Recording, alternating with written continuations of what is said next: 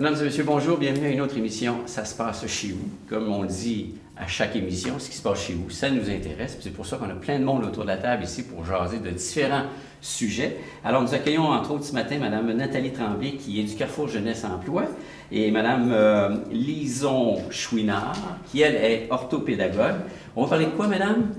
Alors, on va parler de chevaux et de jeunes, des jeunes de la région de Charlevoix, oui. Et d'un 10e anniversaire. Et d'un 10e anniversaire. Super. Stéphanie Rochette, bonjour. Bonjour. On va parler de quoi, Stéphanie?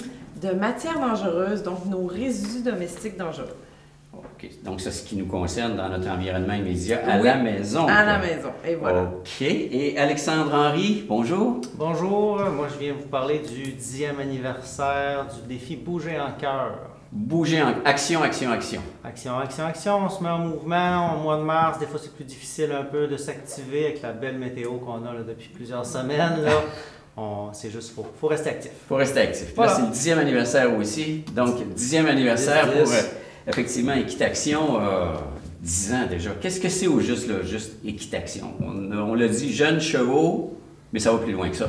En fait, Équitaction, c'est un programme d'équitation thérapeutique qui est chapeauté par tous les partenaires sociaux communautaires de la région de Charlevoix, la commission scolaire, le centre jeunesse, le CLSC, la marée, l'éveil, nommez-les.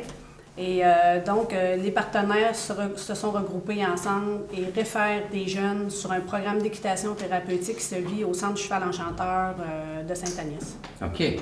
Alors ça, c'est une place, c'est un ranch, là, avec beaucoup de chevaux qui célèbre effectivement... Lui, ça fait plus longtemps que 10 ans que ça existe. Oui, depuis 1992, en fait, que le Centre du Cheval Enchanteur existe. D'abord eu des camps de vacances à chaque été, et puis l'équitation thérapeutique s'est développée au fil des années. OK. Donc, depuis 1992, oui. C'est M. Rochefort, je pense, qui est propriétaire de la place. Oui, André. Et un passionné, effectivement, de chevaux. Oui. Et je pense que quand on est en contact avec lui, il nous partage sa passion Il facilement. transmet très bien sa passion. Alors, mais qu'est-ce que c'est au juste ce programme-là? Comment c'est venu au monde? Ça a d'abord commencé avec deux personnes, Marie-Hélène. Marie-Hélène, merci. Nom de famille Turcotte, merci. Isabelle Tremblay, qui eux ont commencé à avoir le contact avec le cheval, ils ont aimé ça. Donc, ils ont dit que ça serait le fun avec André de faire vivre le principe d'être en contact avec les chevaux. Alors, eux ont cherché à avoir du financement. À l'époque, ils ont fait un hockey-auton pendant au moins 3 à 5 ans. Là. Ils ont vraiment essayé d'aller chercher une base financière. Puis à partir de leur base financière, ils ont réussi avec les partenaires de la table de prévention là, au niveau de la jeunesse à aller chercher qu'on appelait la COREC avant, du financement. Okay. Donc pendant plusieurs années, mais la COREC est maintenant tombée. Alors aujourd'hui, ce qui finance tous ces beaux jeunes-là, c'est les caisses populaires de Baie-Saint-Paul. Et puis le Rodéo de Charlevoix nous permet de faire un 50-50. Et pour notre 10e année, exceptionnellement, on a le développement social intégré qui est le DSI de Charlevoix, qui nous a offert un montant aussi de plus de 10 000 $. Wow. Donc, mais c'est un apport d'une année, mais eux vont nous aider aussi à trouver du financement à plus long terme. Okay. Donc, on espère que ça va durer encore 10 ans. C'est le nerf de la guerre. On est toujours à la recherche, parce que c'est des humains qui sont autour de ça. C'est les chevaux, c'est l'entretien. Il n'y a rien de gratuit dans tout ça. C'est important d'aller chercher ces sous-là. Donc, ces commanditaires-là, ces partenaires-là sont les bienvenus. Oh oui, si on les a pas, ça n'existe pas. Là, on parle de jeunes. Oui. J'imagine que ça ne s'adresse pas à tous les jeunes. Non. Il y a un profil à quelque part, il y a un type d'individu recherché. Oui, je laisserai Nathalie expliquer parce que c'est elle qui coordonne, dans le fond, les références. Les références arrivent vers Nathalie de nos différents partenaires. C'est pour les jeunes entre 12 et 17 ans? Oui. Oui, mais on accepte les références qui sont un peu plus jeunes aussi. Donc, ça commence un peu plus tôt, vers le 10 ans. Puis, on peut aller un petit peu plus loin aussi, là, parce qu'on fait des variables. Mais en gros, c'est des jeunes 12-17, si on veut. Puis, ces jeunes-là sont référés par des intervenants. Donc, l'intervenant évalue si le jeune a un besoin. S'il dit oui, il me l'inscrit sur un formulaire de référence. Moi, à partir des besoins déterminés par l'intervenant seulement, on s'assoit, on fait nos groupes, soit par besoin prioritaire, des fois par l'endroit où il reste. Mais c'est pas obligé d'être des besoins extravagants ou extrêmes. Ça peut être seulement de briser l'isolement. Oui, c'est sûr. Ça peut être juste de briser l'isolement. Ça peut être juste un contexte de séparation des parents, où ce que l'enfant a plus de difficultés. Un changement d'école, on parle de primaire secondaire, la transition, très difficile. Il y a des jeunes qui ont beaucoup de difficultés là, avec la transition quand on parle des petites écoles qui s'en vont vers les grandes écoles, que c'est pas facile, ça peut être juste ça. Aussi, ça peut être... il n'y a pas de limite. Nous, ce qui est important, c'est que l'intervenant, c'est obligatoire qu'il y en ait un, qui réfère le jeune, puis le besoin, ça va à la discrétion. Sous aucune considération, les besoins de ce jeune-là vont être dits ou mentionnés. OK. Donc, le besoin... C'est confidentiel. C'est ça. Qu'il soit grave ou non, c'est pas important. Nous, ce qu'on visualise avec Lison, c'est que quand ils sont avec nous, ils n'en ont pas de problème. Ils ont juste le goût d'être avec les chevaux, puis de vivre ça. C'est tout. J'ai jamais vu apparaître... J'ai vu des besoins qui étaient très intenses. J'ai jamais vu des comportements chez le jeune lors des séances en équithérapie. J'ai jamais... Faut le deviner. Là. Jamais, on pourrait douter qu'un jeune a un problème de comportement en a avec le cheval. Parce que il agit pas de la même façon. Moi, j'ai jamais, comme je dis, vu un jeune là, à problème là, selon les besoins là, où ça arrive. C'est intéressant, quelque chose de rare. Passionné. Parce que le cheval a ceci de particulier. C'est M. Rochefort qui me l'avait mentionné lors d'une entrevue précédente. C'est un animal qui est une proie foncièrement. Oui, parce qu'il a les yeux sur les côtés. OK. Un prédateur a les yeux en avant. Ah. Donc, l'humain est un prédateur. L'humain est un Le prédateur, loup est un on regarde les prédateur. L'oiseau est une proie. OK. Donc, tous les animaux avec les yeux sur les côtés sont des proies. Donc, par réflexe, comme l'explique souvent André, le cheval va se sauver et non attaquer s'il se sent brusqué ou si un geste est vraiment fait de façon trop rapide. Donc, ce qui évite aussi le risque, là, le cheval se sauve. Est-ce que c'est le cheval qui choisit le jeune? Non. Ça va-tu jusque-là, non? Bien, en fait, on vit différents types d'activités tout au long des 10 fins de semaine.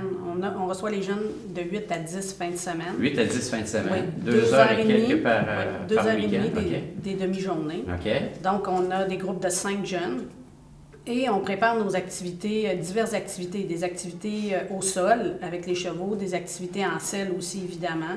On travaille au niveau des soins des chevaux, donc tout ce qui entoure le monde du cheval.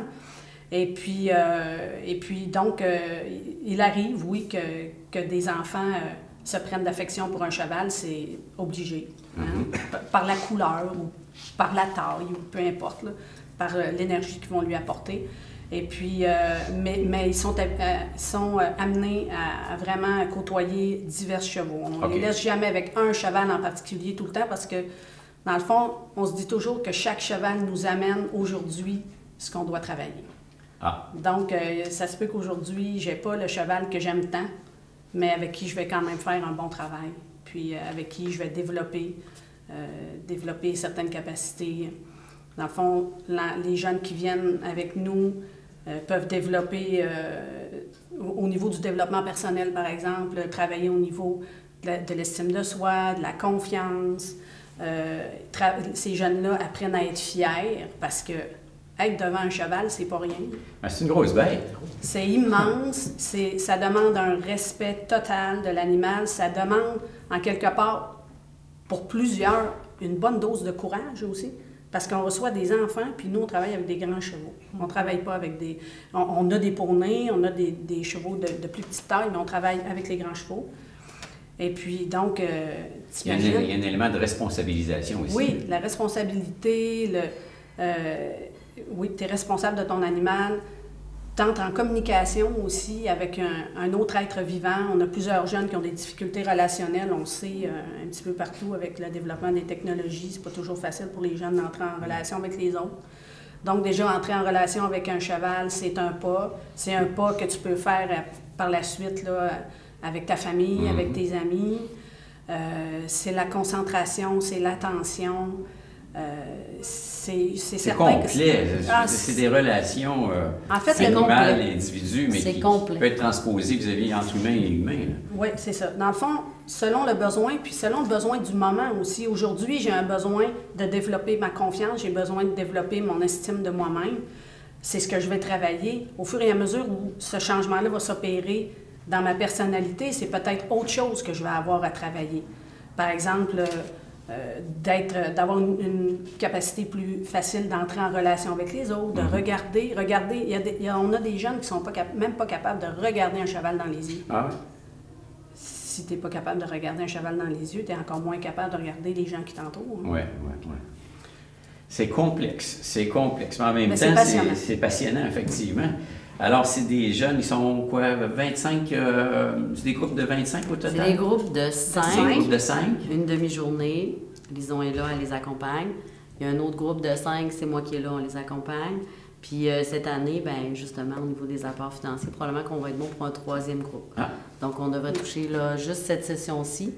Puis l'automne, on devrait avoir un autre 10 jeunes, là, si le Rodéo est encore partenaire avec nous cette année, évidemment. Donc, on a possibilité à peu près 25 jeunes par année. Par année, au total, OK. Au total. Il y a 2 sessions, automne-printemps. C'est ça. Donc, le but, c'est vraiment de faire vivre l'expérience, puis des petits groupes, justement, pour donner l'opportunité, un cheval, un jeune. Un cheval, un jeune. C'est sûr que ça serait facile de dire on fait un groupe de 10, parce qu'on aurait les références pour le faire. Puis on en a des références, là.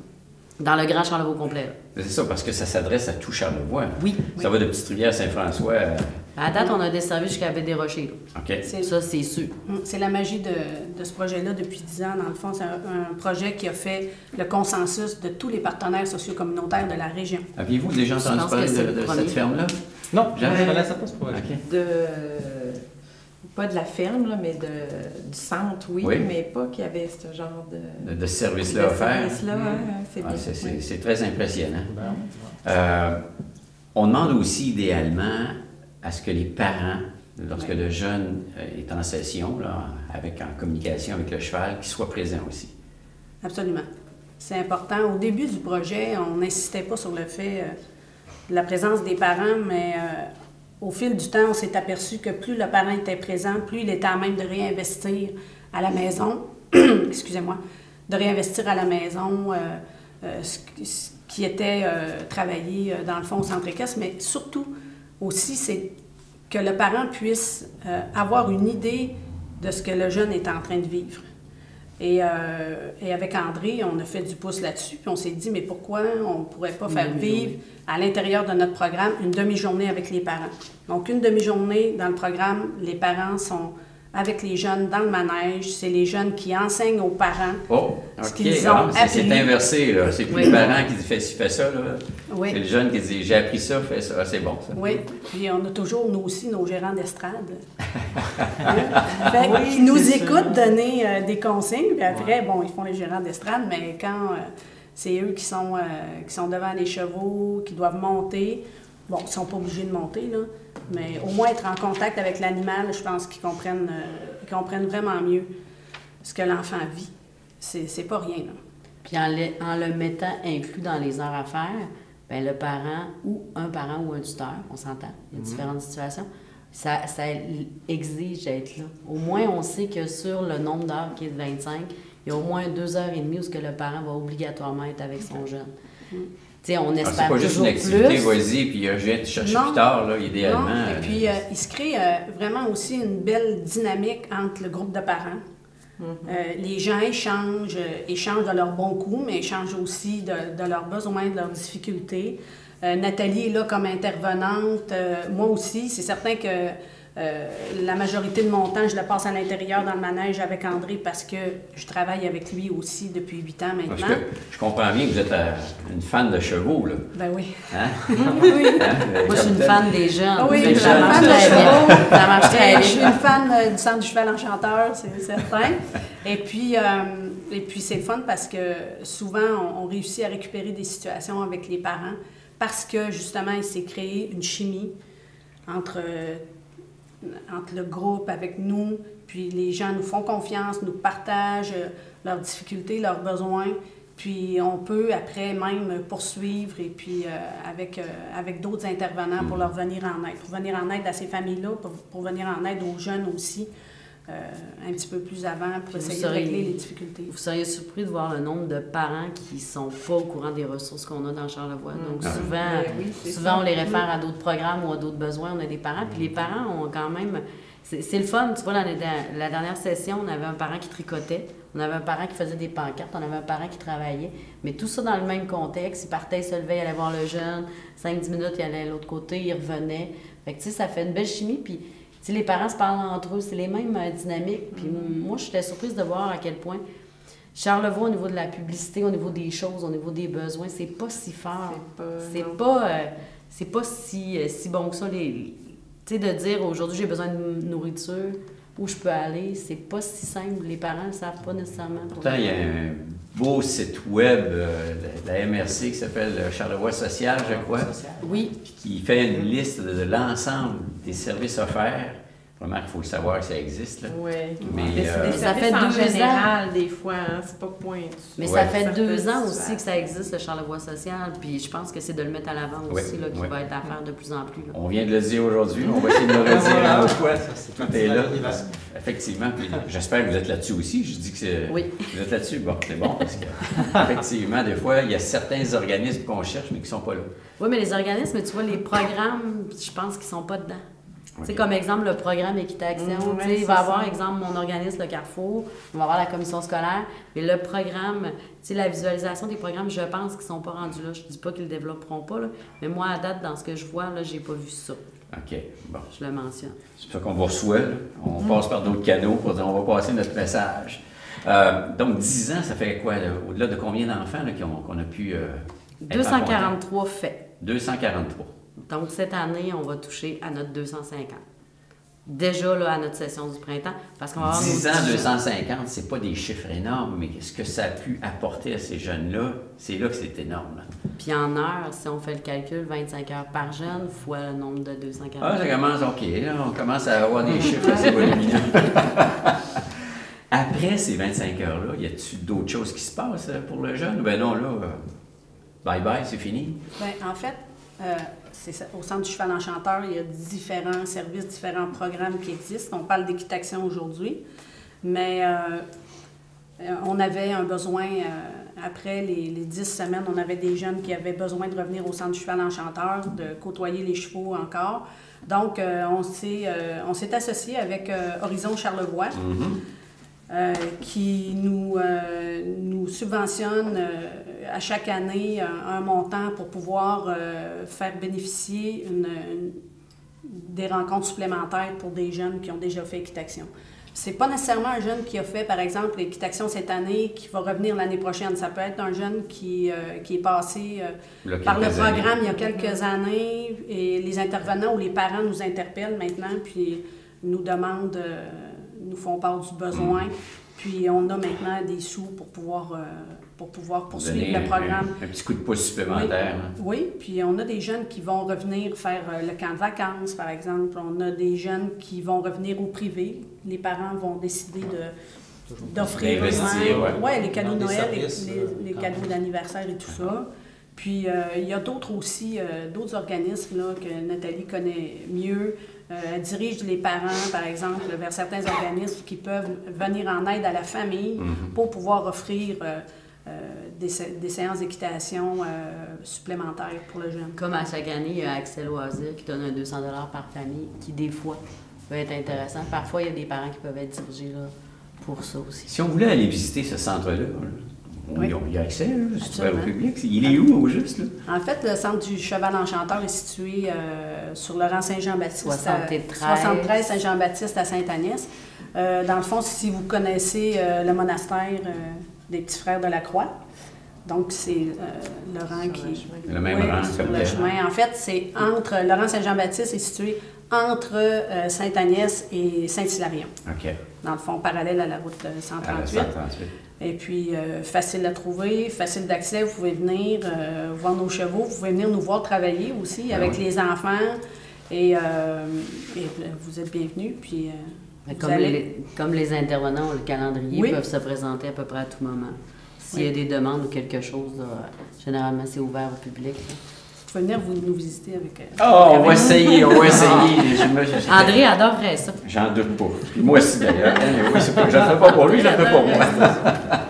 Hey, madame, merci beaucoup. Merci. Et bon succès. Et qui sait, peut-être un autre 10 ans. Hein? Oui, on On l'espère. se le souhaite, on Moi, se je le pense souhaite. qu'on va y arriver. Oh oui. 250 autres jeunes, et ainsi de suite. Pourquoi pas? Alors nous, on fait une petite pause, puis on revient immédiatement après.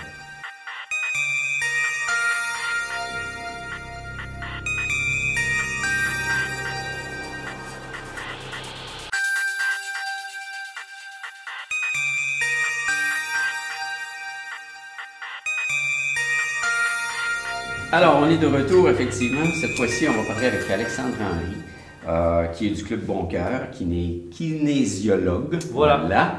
Alors, dans les fêtes, on vient parler aussi d'un autre 10 ans, d'un 10e anniversaire. Cette fois-ci, c'est Bouger en cœur, le défi Bouger en cœur. Oui, exactement. Le défi Bouger en cœur. En fait, on vient vous lancer un défi. Un défi qui est d'atteindre les recommandations nationales en termes d'activité physique. Donc, ça va être d'atteindre 150 minutes d'activité physique par semaine. Par semaine. Par semaine, 150 minutes. 2 heures et quelques. 2 heures et quelques. Quel pourcentage vous pensez là, mettons, adultes, là, 19,75 au Canada? J'ai les données dernières données. Qu'ils font? Qu'ils font, là. Oh, Ouais, le mon pourcentage? Ouais, quel Je te pourcentage? dirais je pense? 30, moi. 10 20. C'est 15 15 On est à 15 C'est un petit peu plus les hommes, peut-être un 17, les femmes, peut-être un 14. Ah, je fais un tour de table, là. Oui, non? Oui, non? Ben, moi, depuis l'année passée, il y a eu comme la mesure au cube là, à l'école. Fait que il fallait qu'on oui, inclue les c'est cubes. Les cubes et Fait tout que ça. c'est pas, Ok. c'est pas Ben, si pire. on a la version, en fait, pour les adultes, des cubes au Club Bon Cœur. Puis c'est une des activités qui est possible de faire. Ben, c'est sûr que c'est en après-midi, comme tel. On a notre cube de marche les lundis, les mercredis, 13h30. C'est une façon de venir bouger. Si jamais vous avez cette journée-là qui est disponible là, comme tel, c'est sûr qu'on rejoint peut-être plus des jeunes retraités en ayant ces heures-là. Mais des fois, il y a des gens, il y a des travailleurs autonomes qui viennent se joindre. Mais je pense qu'il doit y avoir une période critique dans nos vies. Tu sais, t'es jeune, t'es à l'école, tu fais l'exercice. T'arrives dans le milieu du travail, bon, tu t'installes, la famille, les enfants, oups, t'en fais un peu moins, t'en fais plus pour tes enfants. Arrive un temps où t'es sédentaire, t'es fatigué, tu t'assois. Ouais, c'est ça. Ouais, il faudrait bien que je me mette en forme. Là. C'est un peu ça, Ben, j'imagine. c'est un peu ça. Puis c'est plus cette clientèle-là, je dirais, qu'on va chercher. C'est peut-être les gens qui ont besoin de bouger. Tu sais, c'est mis des fois un peu en retrait ou pas vraiment, peut-être pas assez à l'avant-plan que le fait de ne pas bouger, ne pas être sédentaire, c'est extrêmement néfaste pour la santé. Tu sais, c'est pas exagéré, là. Pas bouger, pas On être mange, actif. mais on ne brûle pas de calories. Là, C'est ça, puis tu sais, c'est plus mauvais pour la santé que même que le tabagisme, c'est plus mauvais pour la santé qu'avoir un mauvais cholestérol. Tu sais, c'est vraiment mauvais pour la santé, là. On est des êtres humains, on est fait pour bouger, on est fait pour s'activer, on est fait pour travailler. Vraiment, c'est ça qui nous anime, là, comme tel. Parce que si on recule plusieurs années passées, les gens dans leur quotidien étaient beaucoup plus actifs. Faire 150 minutes d'activité physique pour quelqu'un qui travaille sur sa ferme, il n'y a rien. C'est ça, il le fait. Je veux dire, il le fait. Quelqu'un qui travaille, qui fait mettons, des avec métiers l'industrialisation et le développement des entreprises de services, maintenant on est assis à des bureaux devant des écrans. Plus d'ordinateurs, beaucoup plus de travail intellectuel qui est fait. Mais c'est ça, on ne l'atteint pas. Donc, on invite les gens au mois de mars. Pourquoi au mois de mars? Parce que c'est plus difficile, parce que c'est un moment de l'année, étant donné qu'on est au Québec, il fait moins beau et tout. Donc, c'est peut-être moins évident. On le fait au mois de mars, à partir du 4 mars. Puis cette année, pour le 10e, en fait, on a été vers vraiment la pleine recommandation. Hein? Il y a le 150 minutes aérobie, où on va chercher, pas à se rendre là, complètement essoufflé et tout, mais tu sais, avoir un petit... Tu sais, quand on respire, la bouche qui s'ouvre un tout petit peu, puis on sent que, il y a peut-être une petite goutte d'eau qui perle, pas plus. Même là. à moins 20. Ah, même à moins 20. On a des groupes, là, on est allé marcher avec notre groupe de marche raquette ce matin, là, c'était pas chaud, là, quand même, mais les gens arrivent à s'activer, là, comme tel. Donc, on a plusieurs activités au club, là. Puis on y va aussi pour ajouter la musculation, qui est négligée aussi. On parle de faire 2 fois de la musculation par semaine. Pas besoin d'avoir beaucoup de matériel. Là. Monter un escalier au ralenti, c'est faire de la musculation. Faire du pelletage. Hey, c'est facile ça, là, de ce temps-ci. C'est faire de la musculation. Qui s'en vient, là. Ouais, on a une qui s'en vient en plus. Donc, 2 fois par semaine, faire de la musculation, puis d'aller vers le travail de l'équilibre cette recommandation-là, c'est plus pour les personnes de 65 ans et plus. On parle de travailler peut-être 3 fois par semaine leur équilibre, travailler l'équilibre sur un pied, sur 2 pieds, peut-être faire différentes activités là, comme soit du tai chi, yoga, des choses comme ça. Mais il y a des choses qui peuvent se faire à la maison là, vraiment facilement. Là. Je peux me brosser les dents en me mettant en équilibre sur un pied, là, des choses comme ça. Donc, c'est facile là, à faire. Ouais, on peut être original et créatif dans la façon de faire Voilà, les puis choses. on peut proposer des choses. Moi, pendant le défi, ces 3 semaines-là, les gens qui sont inscrits, j'envoie des courriels à chaque début de semaine pour, il va en avoir un de départ aussi, là, mais avec des capsules, de l'information, des activités de plus, des sorties et tout, mais c'est tout dévoilé un peu tranquillement les gens qui s'inscrivent là, comme tel. Alors, donc, c'est le 10e anniversaire, on invite les gens à bouger, puis on priorise davantage de 150 minutes d'exercice par semaine. Voilà. La musculation, les haltères, pour, en tout cas, oui. Hein? Déplacer les enfants. Déplacer les enfants, ça peut être bien aussi. Et l'équilibre comme tel. Ouais. Alors, Alexandre, effectivement, cette activité-là, 10e anniversaire, fait partie d'une page du calendrier là, qui représente le mois de mars, mais il y a plus que ça. Voilà, donc c'est notre calendrier. On a fait faire ça avec le Club Photo Charlevoix en collaboration. Donc, c'est un concours de photos qu'on a fait partout dans Charlevoix pour différentes photos qui incitent à faire de l'activité physique. Parce qu'on voulait avoir un outil pour vraiment noter les minutes d'activité physique. Donc, quand on arrive au mois de mars, là, on peut peut-être l'avoir. Ici, donc. Voilà. Et voilà. En mars, relever le défi. Oui, relever le défi, en fait, c'est de noter les minutes d'activité physique qu'on fait. On peut dire la première semaine, c'est peut-être juste réaliser ce qu'on fait. Tu sais, c'est juste de prendre une photo. Ou ce qu'on fait pas. Ce qu'on fait pas. Donc, on ne fait pas vraiment de changement. Hein. On fait juste de noter, OK, je suis allé prendre une petite marche, ça fait 10 minutes. À la fin de la semaine, est-ce que je l'atteins? Est-ce que je suis en dessous? Est-ce que je suis déjà à 200 minutes? Après ça, on peut se fixer des objectifs avec ça. Là. Si on est quelqu'un qui ne bouge pas du tout, aller monter à 150, c'est peut-être pas une bonne idée. D'un coup, on ne sait pas par où prendre ça. À ce moment-là, qu'est-ce qu'on fait? On appelle le kinésiologue du Club Bon Cœur pour avoir des conseils. On commence où? Comment on commence? Ouais. C'est ça, c'est quelque chose qui est offert dans le défi. Le défi coûte 25 $. OK. Ça comprend le calendrier avec le suivi. Ça comprend l'adhésion au Club Bon Cœur pour 1 an. Il y a aussi des tirages deux nuitées pour une personne, mais une nuitée pour 2 personnes au Manoir Richelieu, puis 50 $ à la Bohème, là, à la Vendée. Une petite soirée de fun en perspective. Ben oui. Fait que tout ça pour 25 $. Si vous voulez participer. Est-ce que l'histoire dit que le lendemain de la nuitée et de la bouffe, il faut aller refaire de l'exercice? Probablement, il y a des beaux sentiers là-bas. Là. Il y en a partout. Il y en a partout dans Charlevoix. On est gâtés. Je pense que c'est le plus beau terrain de jeu qu'il peut y avoir dans la province. Ça, c'est ça. Puis pour s'abonner, 240-9999, 240-9999 ou sur notre site web. Là, OK.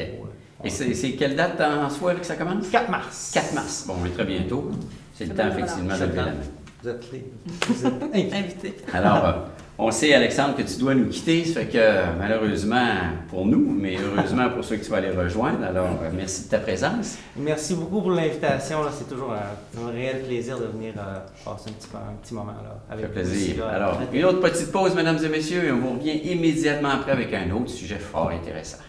Alors bonjour, mon nom est Pierre Lacroix, je travaille pour Valeur Mobilière Desjardins dans un groupe qui s'appelle le groupe Gérard Lacroix. On fait de la gestion de portefeuille et de la gestion de patrimoine. On accompagne les familles, les entrepreneurs, les professionnels au travers de leur vie financière. Il me fait plaisir cette année de m'associer au Club Bon Cœur à titre de président d'honneur. Pourquoi moi? Je me suis dit probablement parce que je suis une personne bien occupée puis il faut que je prenne le temps de m'arrêter personnellement pour bouger. Et je pense que ça s'applique à moi, ça peut s'appliquer à un paquet de personnes de mon âge, des plus jeunes et des plus vieux également. Parce que je pense que le message du Club Bon Cœur, c'est bouger, c'est pas compliqué. Il faut le faire, mais il faut commencer à quelque part. Et puis le défi, c'est au mois de mars. C'est un défi qui dure quelques semaines. C'est juste bien assez pour décoller une habitude et c'est simple aussi. Hein? Toutes les activités peuvent compter. On a juste besoin de faire quelques minutes. C'est aux alentours de 15-20 minutes à chaque jour et puis on dépasse par une très grande mesure les requêtes du défi Et en même temps, c'est la simplicité, ça peut être de la marche, ça peut être, moi personnellement, je vais monter des escaliers avec mes enfants, on joue au hockey. Donc, j'encourage tout le monde à le faire, c'est un beau défi, c'est ce que ça prend pour décoller une habitude. Donc, saisissez l'opportunité. Bonne chance à tout le monde. Bon défi. Au revoir.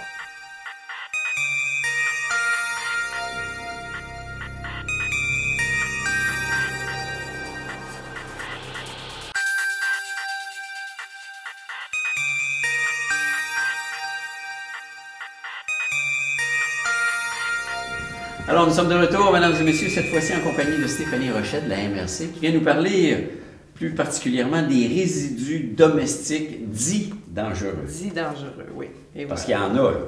Oui, Hein? oui, il y en a. On en a plein à la maison, puis on s'en rend pas tout le temps compte parce que c'est des produits d'usage de tous les jours. Mais oui, il y en a qui peuvent être très nocifs là, pour la santé puis pour l'environnement. Donc, Santé, faut environnement. pas faire n'importe quoi avec ça. Non, puis on a tendance à faire n'importe quoi avec ça. Ben, il y C'est en ça a qui le l'affaire. savent pas, hein. Ouais. C'est pas, des fois, c'est pas une mauvaise volonté, là, mais on voit ça inoffensif, puis ça l'est pas tout le temps. OK. On se résume.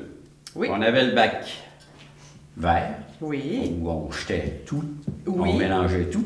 Est Est apparu le bac bleu. Oui. On a commencé à faire de la récupération, Oui. papier, carton et tout ce qu'on veut. Oui.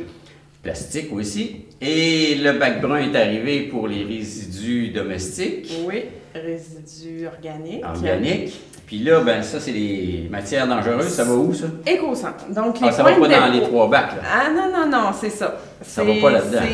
C'est une autre option encore. OK.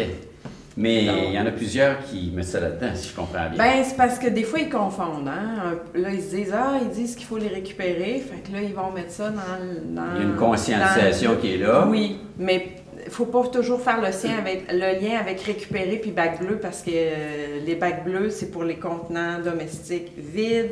Les résidus domestiques, surtout les résidus dangereux, s'il y en reste à l'intérieur, mais là, il faut faire quelque chose avec ça, puis c'est pas dans le bac bleu que ça va se faire. Le petit cycle de récupération, ils sont pas là-dessus. Là. Non, ben, tu l'as pour le contenant, OK. quand le contenant est vide, OK. mais pour le reste de produits, évidemment, c'est ça. Quand il y a le quelque chose. signe dangereux, il OK. faut vraiment faire On a, attention. t'as pas mal là. d'échantillons, là. Quand- on peut dire. oui, j'ai amené quelques échantillons on va en qu'on montrer. a couramment à la maison. Mhm. Mais, tu sais, on les reconnaît, là. Ouais. Avec ça, on sait au moins qu'il y a un danger de...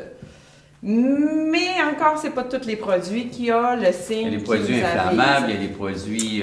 Explosifs, inflammables, toxiques, corrosifs. OK. Donc, la plupart des produits ménagers ont ces sigles-là. Donc, là, on a une piste en partant que, bon, ces restes de produits-là, il y a une certaine... il est dangereux, là, il est Mhm. nocif. Donc, il peut être aussi là, dangereux autant pour la santé que pour l'environnement. T'as plusieurs échantillons. Peux-tu les regarder? Oui, juste vite oui, comme ça va j'ai nous amené placer ma dans le boîte. contexte? J'ai amené On peut ma peut-être la boîte mettre sur la table. Éco-Centre. Effectivement, on va se faire de la place. Je vais enlever les feuilles. Donc, on devrait avoir une boîte à la maison Ouais. qu'on laisse de côté pour les produits qu'on veut se débarrasser. Évidemment, là, il faudrait idéalement là, pas conserver ça 10 ans, là, puis en avoir une quantité épouvantable. C'est bon de s'en départir régulièrement parce que c'est des produits dangereux. Puis si jamais le contenant s'atténue, il y a une fuite, il peut avoir réaction, puis causer incendie, vapeur toxique. Bref, c'est pas bon de garder ça à long terme. C'est pas tous les détecteurs de fumée et de monoxyde Non, de c'est carbone ça. qui vont détecter Détecter tout ça. ça, effectivement. Donc, écoute, des produits couramment utilisés là, à la maison, donc genre des bouches-tuyaux, des capants, des capants très corrosifs. Les restes de bonbonnes comme ça, en fait, même quand elle est vide, vu que c'est un contenu sous pression, là, c'est considéré comme dangereux parce qu'effectivement, elle pourrait exploser. Donc ça, on ne met jamais ça dans le bac bleu. Le fameux WD-40. Oui, quoi? la même chose pour la canette d'aérosol. Quand Uh-huh. elle est vide, là, c'est encore une canette, c'est un produit sous pression, donc il ne faut pas mettre ça non plus dans le bac bleu. Donc, quand elle est vide, c'est bon de rapporter ça aussi à l'éco-centre. On a notre fameuse peinture. Peinture, en fait, si on en boit une gorgée, ça ne sera pas vraiment dangereux, mais à la quantité qu'il y a qu'il y a partout en circulation. Si on se met à mettre ça dans les déchets, on va plus polluer. Tu sais, ça va être épouvantable. C'est la quantité, là. C'est pas en fait que c'est tant corrosif ou dangereux que ça, mais la quantité. Toute peinture confondue. Oui, puis une peinture, ça se recycle, là. Ça se recycle bien. Il y a une compagnie qui le fait, qui refait de la peinture avec ça. Ah ouais? Donc, les restes de peinture, là, il faut vraiment les rapporter à l'éco-centre pour qu'ils soient... Mais il est quand même considéré dangereux pour la quantité, là. OK. Qu'il peut y avoir. Produit aussi qu'on a souvent. Ici, c'est un insecticide fongicide, donc il n'y a aucun signe. Et pourtant, insecticide, id, le mot id, il le dit tout de suite, là, ça tue. Là. Ça devrait allumer une lumière. Oui, c'est ça. Donc ça, on en a souvent pour le jardin, quoi que ce soit. Ces produits-là, important de ne pas jeter ça aux ordures, de ramener ça là, dans les éco-centres. Produits aussi qu'on a souvent à la maison. Ouais. Puis ça, il n'y a pas de signe, là, mais ces genres d'ampoules-là, les néons, ben, ça contient du mercure. Donc, si c'est disposé n'importe comment, bien, évidemment, le mercure va... si c'est cassé, le mercure va... C'est très toxique. Oui. Toxique, oui. Voilà. Puis, c'est ça. Donc, il y a vraiment une manière de le récupérer, le mercure qui est à l'intérieur. Là, pareil pour les fluos compacts. C'est... sont le fun, ces ampoules-là. Là. Ils durent très longtemps, mais tu sais, quand on en casse une, ils disent d'isoler, d'évacuer la maison 30 minutes, de la faire aérer, Oui, c'est avec... On est mal informés. Tu sais, le monde nous ramasse ça, mais non, il y a du mercure là-dedans. Là. Okay. Donc, techniquement, il faudrait vraiment là, les disposer. Mais ce que tu as dit, c'est vrai, là, il faudrait ouvrir les fenêtres, aérer tout. Oui, il faut faire aérer parce qu'il y a du mercure dans l'air. OK. Oui. Mais les petites ampoules normales, là? Ah, les incandescences, ouais. là, non. L'ampoule traditionnelle, celle-là, il n'y a rien à faire avec. Non plus, pas mettre ça dans le bac bleu parce que le monde pense en vitre. Ouais. Ça peut se récupérer, c'est de la vitre, mais non, c'est... c'est le bac brun. C'est le bac vert, c'est vraiment que ça reste un déchet, là. On n'a pas encore tout trouvé quoi faire avec tout. Le zéro déchet, on le vise. Oui, il est difficile là, pour l'objectif, certains articles. Ben, on dit qu'il y a un déchet ultime, là, ça va rentrer là-dedans. Là. Il y a peut-être le petit morceau de métal qui pourrait être récupéré, mais bon. Ouais. C'est ça.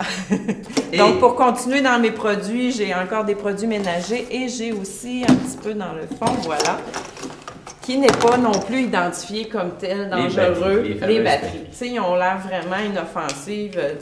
Des fois, tu te la mets dans la bouche pour la tester. Mais si c'est jeté là, dans un site d'enfouissement, en fait, elle va se corroder, puis là, elle va perdre ses métaux lourds. Donc, il y a vraiment des métaux lourds. Dieu sait qu'il y en a des produits où on utilise des batteries. Oui, il y en a de plus en plus. Puis le monde se dit, c'est gros. Oui, c'est gros comme rien. Ouais. Mais il y a vraiment le signe dessus de vraiment pas le jeter dans les ordures. Ça va vraiment pas aux ordures. Donc ça, il faut vraiment aller porter ça. Oui, mais c'est ça, j'ai amené ceux-là, mais il y en a dans les ordinateurs, il y en a dans les outils électriques maintenant, il y en a partout, là, dans les voitures. Il y en a. Donc c'est des batteries, c'est vraiment important, là. Batteries, piles de rapporter ça dans les points de dépôt. Puis le fameux CLR, qu'on voit toute la belle publicité, je pense que c'est le plus dominant en termes de publicité. Oui, on le voit souvent. On utilise ça n'importe où. Qu'on fait n'importe quoi avec. Ça, là, tu te dis, oups! Oui, bien, c'est ça. Il y a certaines précautions à prendre, là, mais c'est des produits, effectivement, qu'on prend à la légère, mais qu'on ne devrait pas. Qu'on ne devrait pas. Donc, tout ça, c'est l'éco-centre. Oui, ou les points de dépôt. Donc, toutes les municipalités ont un point de dépôt. Ceux qui ont un éco-centre, c'est à l'éco-centre. Ceux qui n'ont pas d'éco-centre, c'est au garage municipal. Donc, on peut aller porter là, régulièrement notre peinture. Là, je n'ai pas d'huile à moteur, mais j'ai de l'huile à moteur aussi, des filtreurs à huile à moteur. Il y a même l'huile de patate frite qui peut être apportée là, parce que cette huile-là, il y en a tellement, ils réussissent à la recycler et à faire autre chose. Elle n'est pas dangereuse, mais si on les récupère, puis ça peut être mis là, dans ces points de dépôt-là avec l'huile à moteur. Alors, ces points de dépôt-là, Chaque municipalité en a une? Oui, chaque garage municipal, en fait. Chaque On garage. va porter ça au garage municipal, puis eux autres s'occupent. C'est bon à savoir, c'est moins loin qu'Éco-Centre. Ici, à Oui, bien Baie-Saint-Paul, c'est ça, c'est pour ça que je dis qu'il faut aller porter ça régulièrement. Il n'y a pas de raison, là, vous en avez un dans chaque Mais là, municipalité. quand on va à l'Éco-Centre, il dit la peinture, ça va là. Ici, ça va là. Oui, Ça va là. oui. C'est la même chose qu'on retrouve dans ces points-là? Non, en fait, vous donnez ça à l'employé, puis c'est lui qui C'est va lui. le mettre à la bonne place, là, parce que des fois, il y en a deux, en tout cas, c'est dépendant des municipalités. Normalement, ces points de dépôt-là sont ouverts de mai à octobre, parce que l'hiver, bon, on s'entend que c'est comme des petits contenants, des conteneurs laissés dans la cour, donc ils sont souvent enterrés dans la neige, mais on demande aux personnes là, de se présenter là, de mai à octobre là, pour aller porter, faire un grand ménage au printemps, puis on en refait un à l'automne, puis on se débarrasse de ce qu'on n'a pas de besoin. Dans la globalité, là, on est de plus en plus sensibilisé à la récupération, à l'environnement et tout ce qu'il y en est. Est-ce qu'on peut dire que, ben là, dans Charlevoix, je pense qu'on est même assez précurseur, parce qu'il y a des endroits... Oui, il y a des endroits il y a des encore municipalités qui ont pas, qui sont le effectivement... background, ouais. ouais. Et même en ville, très souvent, en tous les cas, je vais passer mon commentaire là-dessus. Mais est-ce qu'on peut dire que c'est toujours en progression, que ça va bien, ou bien non, que c'est comme stagnant, là? Bien, ça dépend des matières, mais oui, cette année, là, ben, on remarque, là, on a fait les compilations 2018, là, ça stagne même qu'il y a des endroits, là, que ça a baissé un peu. Ah. Donc, c'est-tu parce que le monde consomme mieux, qu'ils ont moins d'articles à recycler, ou... c'est pas mal stagnant, là. C'est pas mal stagnant. Oui, oui. Donc, il y a place à amélioration, si je comprends bien. Il y a Toujours. place à amélioration parce qu'il y en a qu'on voit qu'il y a encore leur bac brun, mais qui est toujours pas utilisé. Là. Il Ouais. est dans le fond de la cour, il reste là parce qu'on n'a pas le... Tu sais, il Ils ont est pas le obligatoire, réflexe, là, ouais. mais ils n'ont pas encore le réflexe. Donc, cette année, c'est vraiment le gros morceau à atteindre, là, les matières organiques, parce que ça va être interdit là, en 2020 de les enfouir. Donc, il faut vraiment... Ça va être interdit. OK, Oui, il y a une ça- loi qui s'en vient, oui, là, donc on dit elle aux est, gens, elle est là, la loi. la là. lumière que vous jetez, l'allumée, là, je veux dire. Nous, on est là, faut que tout soit mis en place là, pour que quand ça va rentrer en vigueur, là, que tous les outils soient là. Le monde soit pour le sensibilisé. faire. Oui, c'est ça.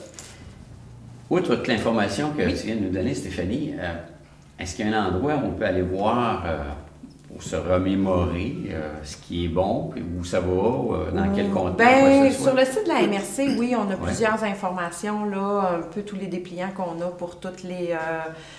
soit les éco-centres, les horaires, les horaires de collecte aussi. Ouais. Là, le bac brun, c'est la semaine, moi je partais à dire C'est- c'est cette semaine, mais là, ça ne sera pas nécessairement cette date-là que l'émission va passer, mais ça Ouais. passe une fois par mois pour l'hiver. pour l'hiver. Je Donc, sais, je l'ai ça, manqué c'est le mois mentionné. Ouais, c'est ça. Donc, oui, on retrouve beaucoup d'informations là, sur le site de la MRC là, sur différents sujets. Vous pouvez toujours communiquer avec nous aussi là, quand il y a des interrogations. On répond. Ben oui, on est là toujours pour très ça. bien là. accueillis. Ben oui, c'est ça. Et voilà. Alors ça, c'est peut-être pour les matières dangereuses. On Oui. en apprend tous les jours.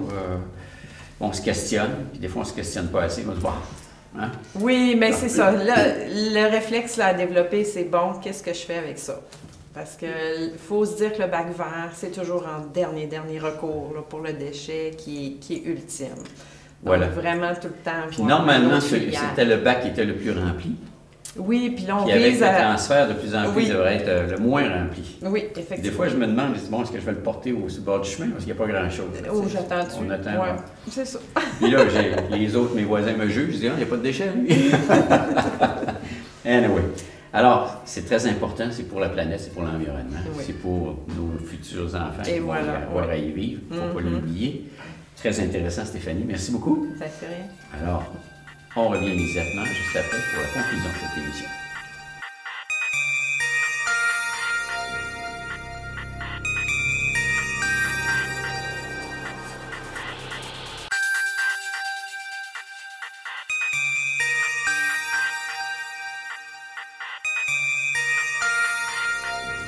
Alors, nous voici rendus à la conclusion de cette émission et comme d'habitude, on fait le tour de nos invités pour leur demander quel est leur coup de cœur sur Charlevoix.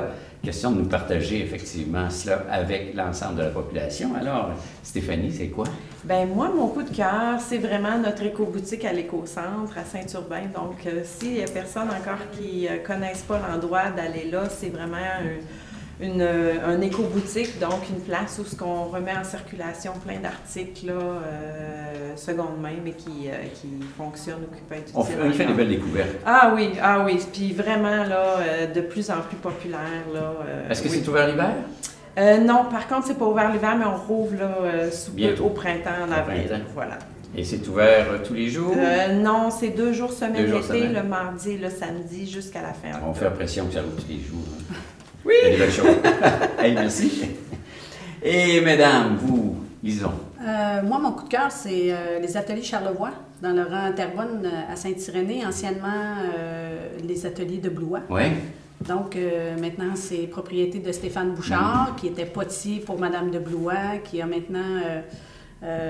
qui est maintenant propriétaire de l'entreprise. C'est un artiste fantastique. Il vient d'être oui, ben, identifié en fait, pour le gala Charlevoix reconnaît. Oui, en fait, c'est lui qui a fait le trophée qui a été remis cette année. Qui a été remis à Charlevoix reconnaît.